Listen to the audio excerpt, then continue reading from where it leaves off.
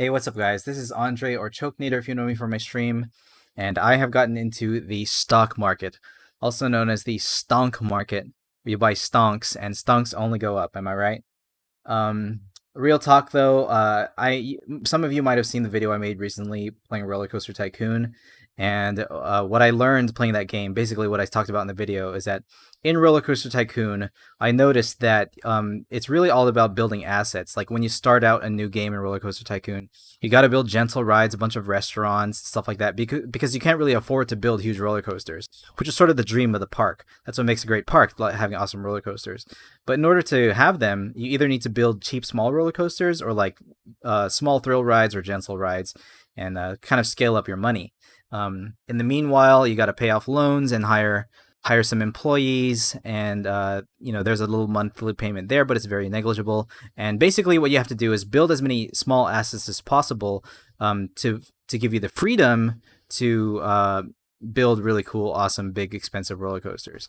And I was reflecting on it, and if you saw that video, you might have heard me talking about it. And I was thinking about how many financial assets I have in real life. Roller Coaster Tycoon made me think about it, and so I thought about it, and there aren't really that many. Like, what quote unquote passive income streams do I have? Again, there's no such thing as really passive income. It's more that you have to put in the work and time to build the systems that give you income. And so it's not really passive in the sense that it is work, in that you build the system. So there is a time trade off there. So don't let anyone ever tell you that they just make a ton of passive income as if they're not doing anything, because it does take work. That said, what are the passive income streams that I have? Well, there's my YouTube channel, which doesn't really make that much. There's my Twitch stream, which is I have to be live to get my subs, and some people, and that's really a voluntary thing. I do get a number of subs every month, but it's really whenever the viewers feel like, helping me out, then they give me a sub or some donations or some bits or whatever.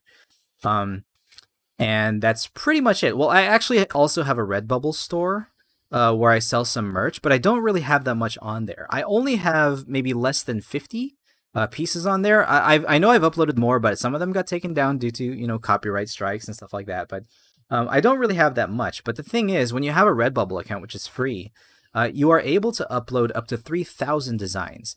And so, I really should take the time and try to fill up the number of designs that I have there. And so that's what you see me drawing here. You see me tracing a brain right here. Basically, the idea that I had was like big brain stonks. Kind of like the meme Stonks. You guys have seen it. If you just Google Stonks, you'll see that meme. Where it's that guy with a suit, and he's watching the line go up. For me here, I'm kind of inspired by those big brain memes where you see those guys like kind of exploding in their head. This guy, he's not going to be like blue over a black background. I kind of want this to be a t-shirt design of like light colors over a dark t-shirt, maybe. I don't know, maybe I could do it the other way around, but I always thought that t-shirts kind of look better if they're just dark with some light patterns on them. I'm not really the greatest designer of merch. I'm just an artist, but I feel like what I can do is start building those assets in Redbubble. And not only that, but increase the ad revenue I get from YouTube too, just by making more videos for you guys. And if they're interesting, people will watch. If they're useful, people will watch. And it's all about building them stonks. And the thing is, in Roller Coaster Tycoon, when you build like a gentle slide and charge 50 cents for it, some guests will ride it. It costs, I don't know, $200 in the game. So you would need like, I guess, 1,000 people to ride that slide for it to pay itself off. And a lot of times you won't really get the positive return in a long time. But what matters is that the people are riding it, and given enough time, it'll eventually pay itself off. And that's what passive income is all about. And that's what having assets is all about. And so the two assets that I'm really trying to build at the same time is like merch and YouTube with this piece. So you can see me drawing it here. I'm trying my best to like draw it quickly, but sometimes I get carried away. And the thing is, I also need to work on my anatomy. Like, I've gotten better drawing over the years, but if I can get faster and more accurate, I can make these pieces like much faster. Like maybe I could do the same piece as this, a piece just like this, maybe in well, let's see, this one took about an hour and 20 minutes, so I'm playing it at about 8 times speed right now, so the video can end up being 10 minutes long, you know what I'm saying? But yeah, I need to get faster. So, and if I get faster, I get more skill. There will be more demand for my art. Like, I've been really thinking business like lately. If you guys haven't noticed already, and it's really all about building my life, my career through my art. And I'm fortunate enough already to be able to do this full time. But I want to be able to really be free. I want to have the freedom to be able to draw whatever I want. And I some of you have heard me mention this on the stream before or on the channel before, and it's really all about like getting the freedom to just draw the stuff that I like, my own characters, my own story, my own games, and start making them because I've always dreamed of making them.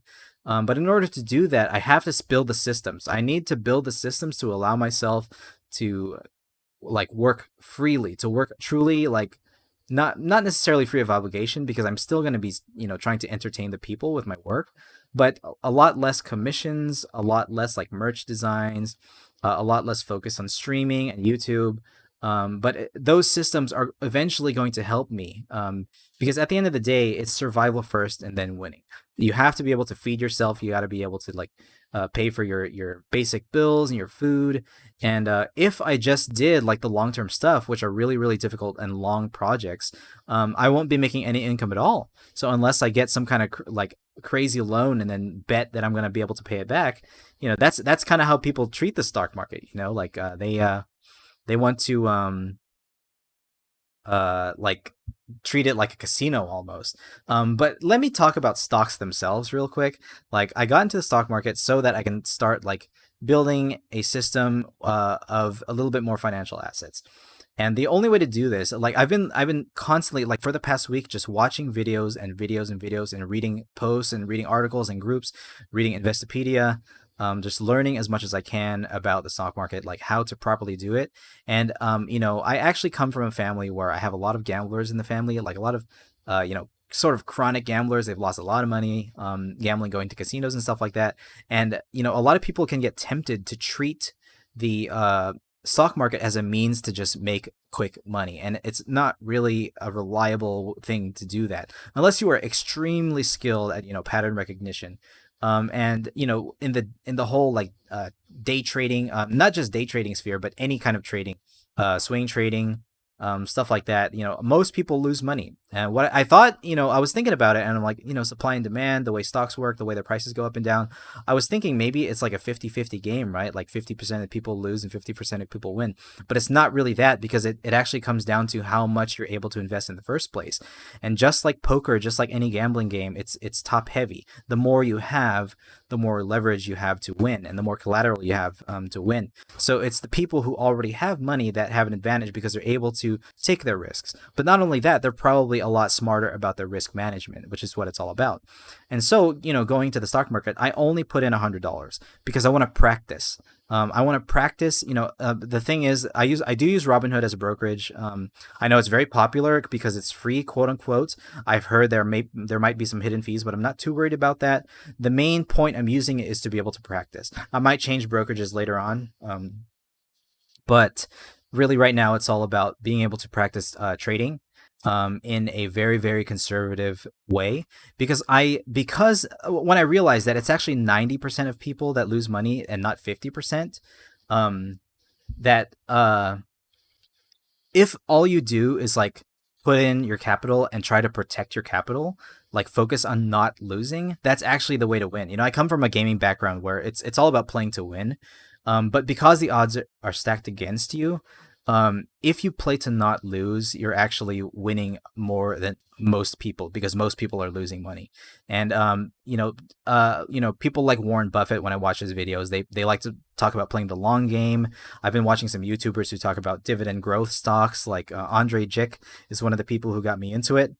He's not really the most advanced trader, but he does talk about how he has been able to make a decent amount of money through the stock market through his dividend growth strategy. So I'm practicing all of them. I'm practicing trading throughout the day. Whenever I see something, I'm studying them candlestick patterns, the terminology like resistance and support and stuff like that. But I'm very very taking it slowly, taking it gradually because I don't want to gamble. I don't want to put in crazy risks, and I don't want to have the Dunning-Kruger effect where I think I'm more competent than I am. I'm going to be very humble in this because I'm a beginner. And, at the end of the day, this is real money. This is for me and my wife, for my future family, and I want to make a long-term investment. And I think it's really been able to work out so far. I haven't really gone in the red, but I think because generally, by the way, I'm pausing the video here because this is the end.